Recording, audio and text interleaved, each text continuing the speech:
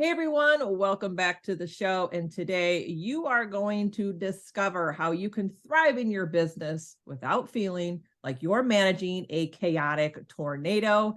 I know in my life there has been times that I felt my business was a complete hot mess, but with clarity and confidence and consistency, it's so much better. But enough about me.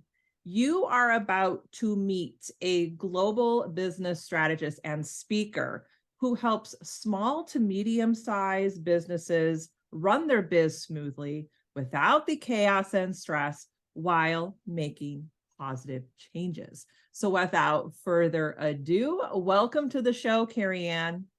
Allison, I'm so excited to be here. Thank you for having me. I'm really excited. Anytime I get to talk to someone who really kind of wants to help and boost the small to medium-sized business, I get really excited about that because I feel like all we see online is people who want to work with 6 or 7 figure businesses. And it's like, well, wait a minute. What about the entrepreneur who is not only juggling her family and her kids and all the chaos, but they want to grow a business? Where is the person supporting them? So I'm really excited that you're here. And I want to dive in because you have a really interesting background. 20 years in DC as an attorney, Mhm. lobbyist, and fundraiser. So, how did you go from that to helping businesses find their way in this chaotic economy? It's a question that I've been asked quite a bit, and I often, when I first started answering that question, Allison, I used to say, well, it's all about strategy because that is really what I believe. I think everything's about strategy, whether you're, creating a good case for, or you're trying to get a particular legislation passed, or whether or not you're building a memorial. It's all about developing a strong strategy and an execution plan that works. So usually that's kind of where I say, here's the jump off point. But the reality is, I realized that very early on in my life, when I was very, very young, and I started thinking about and I started seeing what was happening in my space, right? The friends of my fathers, the people that were, the community leaders at my church, the folks that were, supporting Little League, the folks that were doing all the things that were visible to me were small business owners. Mm. And so I really had an affinity for the idea of what it means to be a leader in business in your community. And, as a matter of fact, when I was in junior high school, I was like the president of the Future Business Leaders of America. But it's kind of funny when I think about it. But I think I started from very young, this idea of what does it mean to be a business leader. And I thought that was, really a sacred calling. So anyway, I went on to be a lawyer and the whole thing. And after I built the Martin Luther King Memorial, folks were asking me to come and do strategic planning for them. There were large NGOs and large companies, and I started doing that. And I realized, I really, really love helping owners of companies who are really still working in their businesses to be able to not only create strong strategic plans, be able to execute well, but to do it in a way that they're not going crazy. Yeah, So right. that's really the transition that I took from, being a Washington, D.C. attorney, lobbyist, and fundraiser to now being a full-on champion of small businesses and obviously a business strategist. And that is really refreshing to hear, especially as I said earlier, this massive push for these 6 to 7 figure earners and, scale, scale, scale. So I like that you work with small to medium sized businesses, but why do you think it's important to have small to medium sized businesses in our economy? Well, I say this all the time, and my team always says, Kerry-Ann, you always say this, but it's the truth. 2/3 of people work for a small and medium-sized company. That's just our fact here in the US. I mean, when you start looking at Asia, Africa, Europe, those numbers are higher. And so, you start thinking about the GDPs of our nations, right? They are really supported by small and medium-sized companies. You also got to think about, I think in the US, where about 90% of companies that exist are small and medium-sized. And again, in other parts of the world, it's getting closer towards the 99%.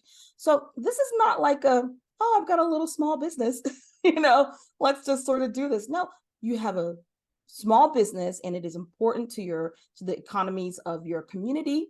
Obviously, when you think about the tax base in all of our communities, our cities, our towns, they're supported by small and medium-sized companies. Who's doing all the who's serving on the boards of directors of your local nonprofits? They are business owners of small and medium-sized companies. Who's supporting all of the community efforts, the churches and all those types of things? They're small and medium-sized companies. So it's not like oh, well, I've got this little thing on the side, or, it's not really that important. It's very important. And if we took away all the small businesses away and all the small, mom and pop shops and all of the, folks who are, raising their children and building a business at the same time, our economies would fall. So it really is important for us to sort of recognize that as sort of, policymakers, as citizens, as countries, as nations, and also as individuals who do own businesses, because your company, whether it's you're still moving towards the first 100,000, or you start moving towards the first million, or you've got multiple millions, wherever you are in your business journey, it's important to own that and don't think of it as, oh, it's my small little thing. No, it's a big thing, because 2/3 of people work for small businesses. What a great perspective and a great way to think about that. So if you're listening and you feel that your business is too small or not as big as you want, be proud of where you're at right now, and don't Yes. try to measure yourself against the bigger companies, because at one point they were a smaller company. Isn't Everyone that the has to truth, start Allison? somewhere. Right? Don't you just love seeing those pictures on social media where, you've got I think it was Apple that started in a garage, and you've got the other Right. companies. Like, all businesses start, all the companies that we look at right now as being thriving and all that good stuff started small. And so this is the stage where you are in your business. Yeah. Own it. And I think too, this is kind of not off topic. I'm going on a little bit of a tangent here. That's how my show goes. But don't you feel that it's okay if you're a business owner? Like, can we just say it's okay if you want to keep it small or medium size, go for it? Yes, I really believe strongly in, people always say, okay, well, when they come to me, they're like, okay, usually they come to me for a couple of, 4 main reasons. So they come to me.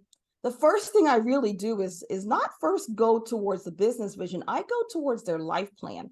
I'm like, tell me what it is that you want in your life, because depending upon what you want in your life and how you want your life to be and how you want to exist in the world, that needs to be aligned with the business that you're building. So if what you're trying to do is build something so that you can, keep it small, be able to, have it sustain your family and a few employees, and keep it going, and then maybe be able to pass it on to your kids at some point, then the conversations, how you create structures and systems in the business, how you look at scale, all of those types of things change or are more aligned with that. So you look at the person's life plan, and then you look at the business vision. You don't tweak the life plan. The life plan comes from the within, the innards. So that's very core to who you are as a person. So you look at the business vision. Is the business vision aligned with your life plan? A lot of times people sort of look and see, oh, so-and-so scaling at this, you've got the entrepreneur bros who are like, I scaled 10x, blah, blah, blah, which is great and fantastic. I've got clients who have done that, right? But you don't tweak your life plan. You tweak the vision of the company, the purpose, the core values, and the core strategic goal, depending upon what you want your life to be. Well, thank you for saying that. I'm glad that somebody else feels that, because lately, just this online push, just crammed down our throats, scale to 6 to 7. And it's like, well, what if I don't want to? Yeah. Like, that's not my plan. I'm okay with having that medium-sized business that helps other entrepreneurs, but then I have this life and I want to live it. Yes, right, exactly. And I think, you can look at your company, right? I always think there's sort of 3 ways in which you sort of think about the economic process of having a product or a service and selling it, right? There's the side hustle, okay, as we call it. You work for a company, you have a full-time income coming in, and you have a thing you're doing on the side that brings an additional income into your household, and that works for you. Okay, so that's a side hustle.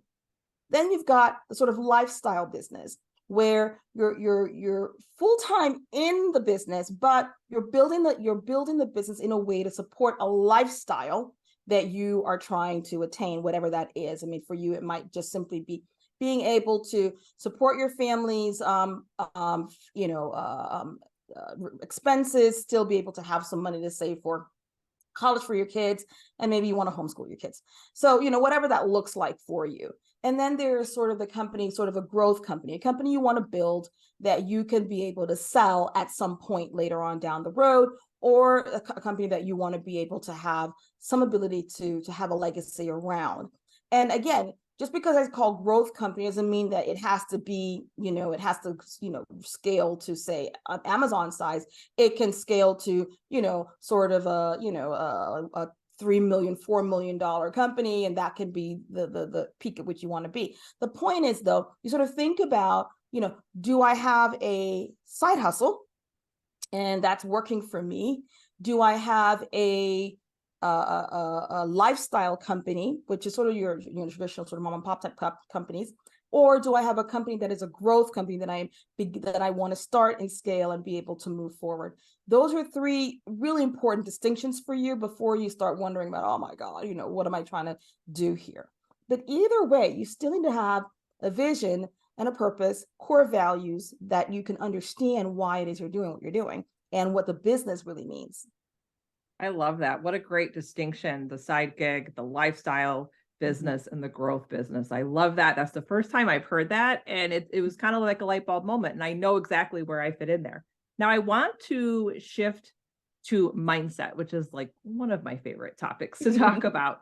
And when Yes. I was going through your information, you referenced this big idea framework. So can you Mhm. talk about this framework and mindset? Yes, yes, yes. So the big idea framework is a framework that I created over a couple of years as I was beginning to, sort of identify what are the things that really make a company, a small business, be able to thrive and thrive well without the chaos. Okay, and it includes 8 components within that. So there's 8 things that I think a company must have in place in order for it to really thrive. One of those things is a strong mindset, a success mindset of not only the owner, but the team as well. I'm telling you, I'm all about strategy. I have done strategic planning my entire life in working. And I really believe if you have a strong strategy and a strong execution process and plan that's supported by systems and processes, you can build anything. You really, really can. Okay.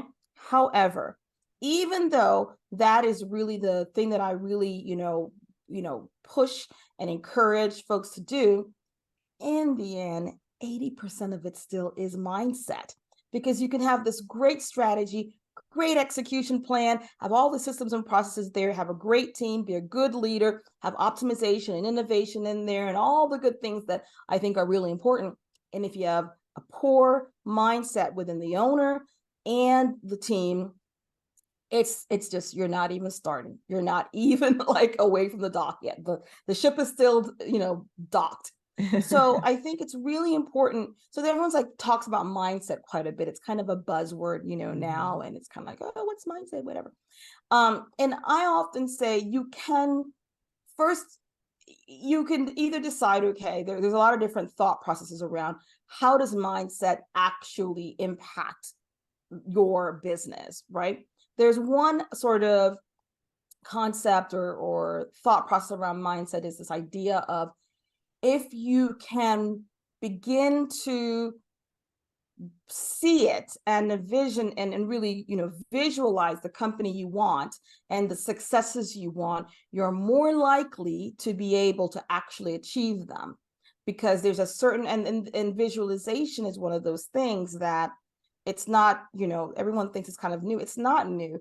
Elite athletes have been doing this for forever. I mean, folks have been doing this forever, this idea of sort of thinking. I mean, and people always think, okay, well, visualization seems so woo-woo. Yeah, well, we visualize all the time. That's what we call worry. Right? Yeah. We think about, oh, the worst possible thing that's going to happen, and we just play it in our minds, Uh-huh. playing in our mind. We just Those already fake know scenarios, right? The fake scenarios, and we end up hurting our own feelings for nothing. we're not even.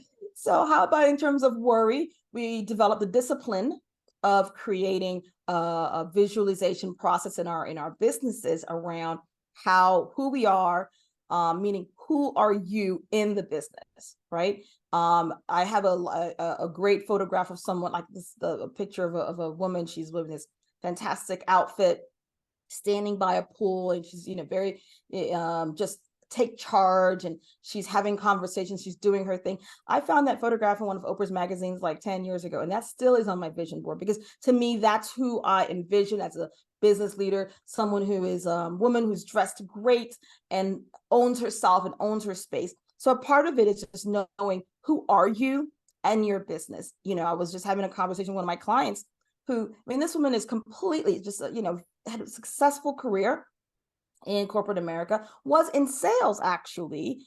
And, she now owns her own business. She's doing fantastically. She's, been featured in, one of some of those, great magazines and the whole thing. Right. But we were having a conversation. She's like, I don't know why I can't grab hold of the idea of me going out and pushing. We were trying to implement this particular tactic in her business that would be able to generate more leads. And she's like, I don't know why I'm feeling intimidated by this idea.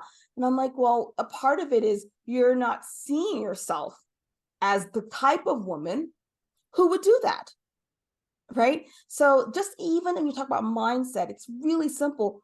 If you continue to tell yourself, I am the woman who builds a $100,000 business. I am the woman who builds $1 million company. I am the kind of woman who has a team that's thriving and flourishing. I am the kind of woman who doesn't need chaos in order to feel important. Whatever that thing is, you keep telling yourself that you are that woman who can do that. Okay. Now, so that's one sort of part of it. The other part is literally around how do you and your team see the actual activities within the business? Do you believe that first, your business actually does provide value? Because sometimes, people don't actually believe in the product that they're selling. Mhm. And I know that sounds weird, Allison, because you probably are like, well, why would someone not believe in the product they're selling if they're putting it out there in the marketplace? But there's those weird messages that we have in our head that well, this product really isn't that great, or this service isn't that great, or, it's okay. Or maybe, the fact that it helped 100 people was just a fluke, whatever the thing is. So within the company, but you can't really convince yourself of such. You have to know that if you want to have a good product and it's a success mindset, then you are going to always be continually optimizing it in a way that everyone in the organization knows. No, in order for us to feel good about putting this product out there, or this service out there, we're going to perpetually hone it in a way that it is going to be. So you really do believe that, yes, we have completely made this the best thing that we can put on the market. And that requires you to know who your competitors are, what else is out there, who else is doing what you're doing, what makes what you're doing to be new and different. But it's not about just saying, okay, I'm going to wait to put the product out there until it's perfect. No. Mhm. You're putting the product out there, but you're always honing it, always making it better, so that you can know for a fact, yes, I know that what I'm putting out there is the best product, so that you're not holding back when you're having conversations around, this is how much it costs. Yep, this is how much it costs, because we know it's worth it. Right. Right. And I think too, I just want to go back to the whole mindset piece. I think it's Mhm. important to understand for our listeners is when it really comes to having a great, successful mindset is remembering when you are measuring your success, you compare yourself to yourself. We can't compare what we're doing to anybody else. And that's really hard these days when it's Yes. constantly in your face on social. It's Yes. everywhere. Ever Yes. since the explosion of social media, especially with video, in the Yeah. last few years, Yeah. you can't help but compare certain aspects of your business or a product or anything. But Yeah. we have to remember that you are at your point in your journey for a reason. And Yes. when you're comparing your own success, or I should say, when you're measuring your success, you have to measure it against what you're doing and Yes. only what you're doing. I mean, You know, you can have Allison, strategic partners to come in and help you and give you yes. suggestions, but you have to measure only what you are doing. And I think that's And really important. that's such an important message, Allison. I'm so glad you said it because, I remember, some of your audience may be younger, but I remember when T-Mobile, I don't know if you remember, like when T-Mobile was just like first got on the market, they were kind of the budget, the budget, Like the underdogs almost. yeah, they were the underdog, right? The Yeah. budget cell phone company. And I remember because I was in law school and, my ex-husband and I, that was all we could afford because there was one person working. And then we had a lot of money we had to pay for law school. So we're like, okay, we're going to go for the budget cell phone company, right? And so it was so embarrassing because, I would be literally standing with a group of friends, and I would have my phone and literally, I could literally not be walking, and all of a sudden I would have no signal. Like, it would be like I'm talking on the phone and there was no signal. T-Mobile was so bad. Like it was just such a, very little coverage. And I remember when I got my first job out of law school, I was like, the first thing we did was just go and buy like Verizon at that time was like, the best plan on the market. So I'm like, we're going with Verizon because, but now T-Mobile is considered one of the better plans because first of all, they have one of the best international coverage stuff. I think now they're bought out by well, they're one of the brands that AT&T owns, I believe, Oh. and so they're neck and neck. So, but because I had a little negative, like I had my vision of T-Mobile from back in the days when I was, budgeting. Well, I'm a budgeter, but like doing budgets, cell phone company.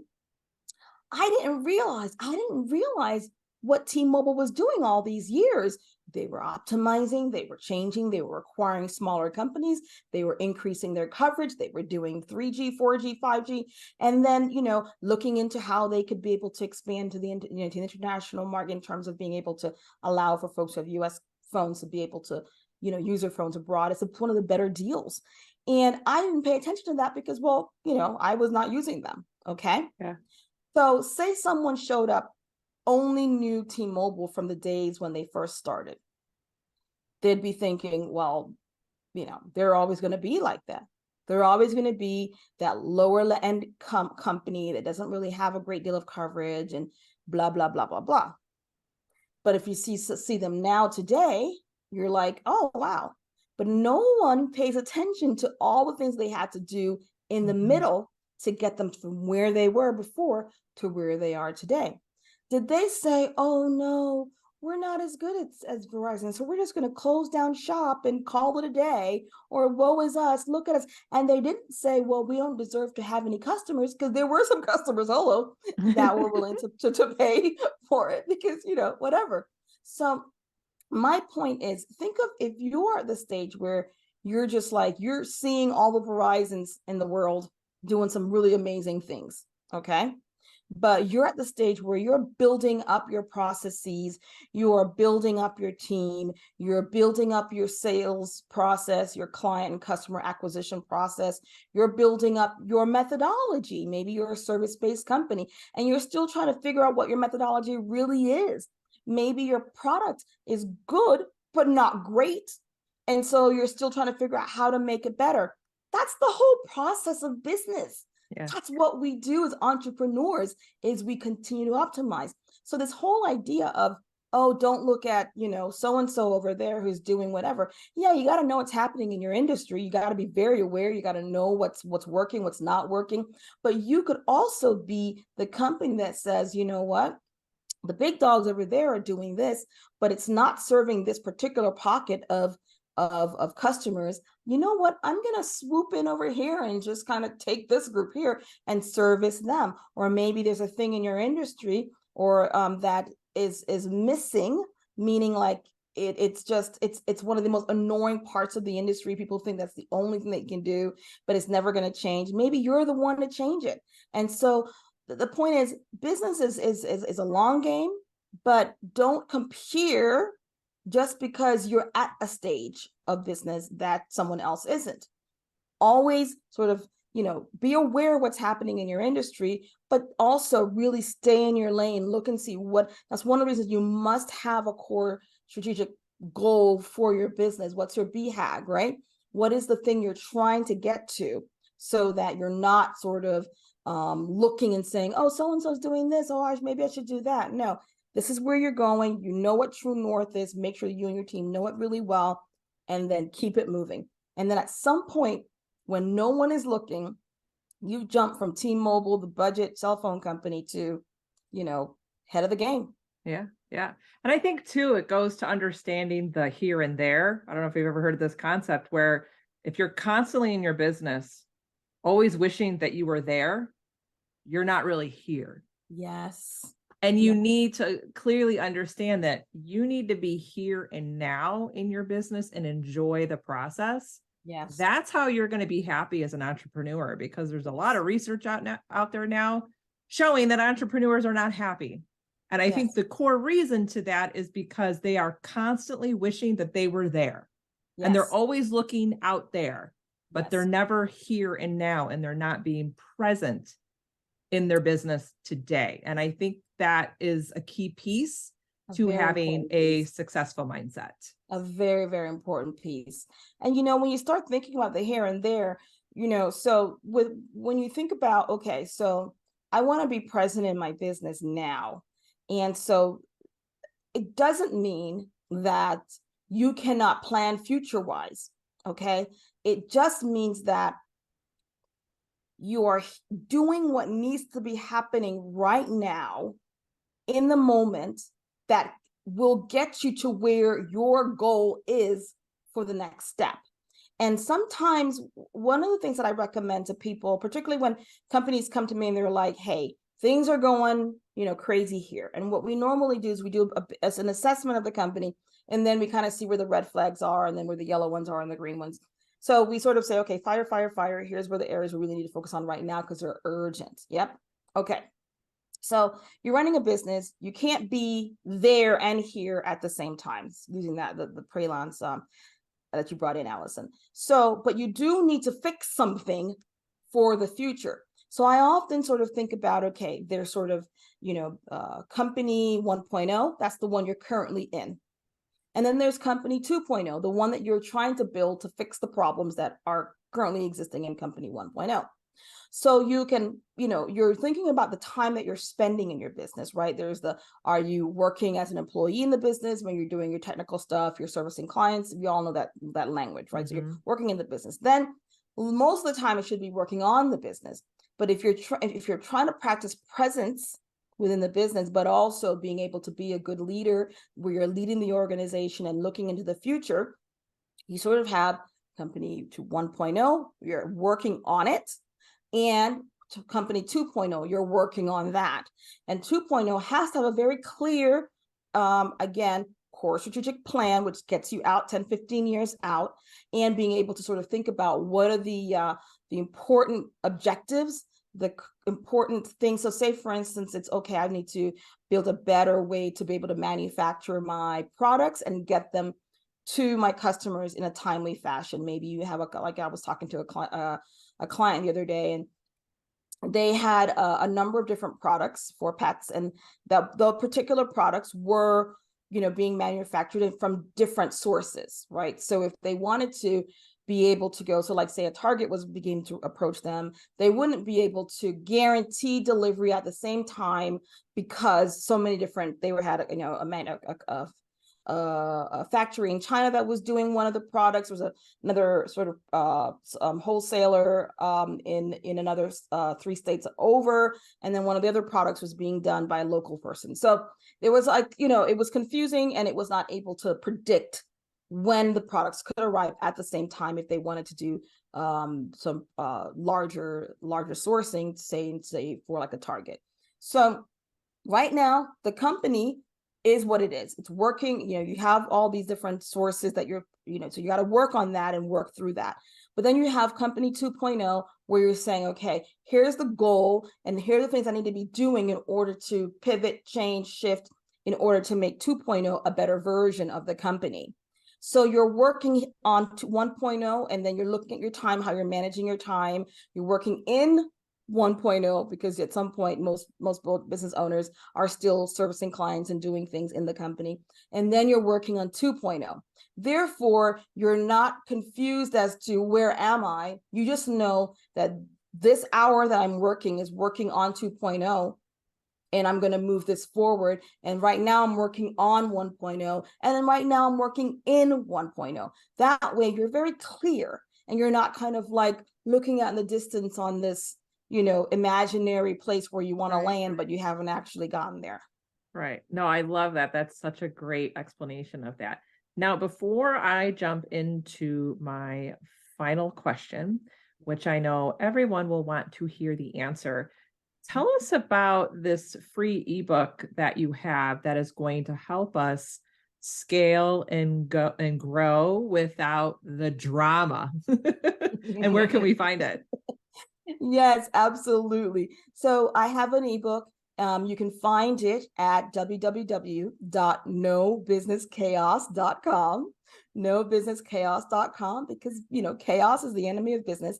And the good thing about this is basically me downloading what are some of the true culprits that are causing chaos in your business. I outline that there's usually about 4 symptoms of chaos that show up in a business. People are like, well, that's the problem, so I need to fix that particular problem. But I posit that the reality is, if you're having some symptoms of chaos, it's very likely that they're actually really underlying true symptoms that are causing chaos in your business. And if you can address those true culprits and fix them, you would be able to get back to being able to run your business smoothly and thrive at the same time. So if you feel like there's some chaos happening in the business, and you just, you really are not liking it right now, download the book. It's a quick read, and just start identifying it, being able to address it, and just really confront it, because chaos does fester, and it creates other problems, and it spills into your life. You don't want that. Nobusinesschaos.com is the place you can find it. Awesome. I will make sure that's in the show notes. And now my final question, which this was a good segue into my final question, is Yes. How do we run our business without chaos and stress? What has worked for you? I first, it goes really back. I know I said this earlier, and I'm going to go back again. First, kind of figure out what your life plan is. What do you want? What do you want? A lot of times it's because we don't really know what we want. Or there's a misalignment between what we want and what the business is. Secondly, be clear, what kind of businesses that you have? Yeah. Is this a side hustle? Is this a lifestyle business? Is this a business you want to grow and be able to sell at some point or pass on? Okay. So once you have a clarity around that, then operate accordingly. Develop a strong strategy that works. If you do not have a strategic plan right now, pause and start working on that. Okay. Now, once you have that going into place, remember 67% of companies that have a strong strategic plan still fail because of lack of poor execution. So we want to, in order to get you really organized and less chaotic, have a strong execution plan. What are the things that you do on a weekly, daily, monthly basis that allow for you to do that, get you to where you want to be? So every day you need to be able to be doing things that move into your weekly goals, that move into the monthly objectives, that move into your quarterly goals, that lead up to the annual goals. And once you sort of know what you're doing every day, then the chaos really begins to wilter, because then you're like, no, I know what I'm doing. And it makes you know, it allows for you to assess what am I doing today going to get me to what I want for this year, for this quarter, for this month. If it's not, leave it alone. Just don't even do it.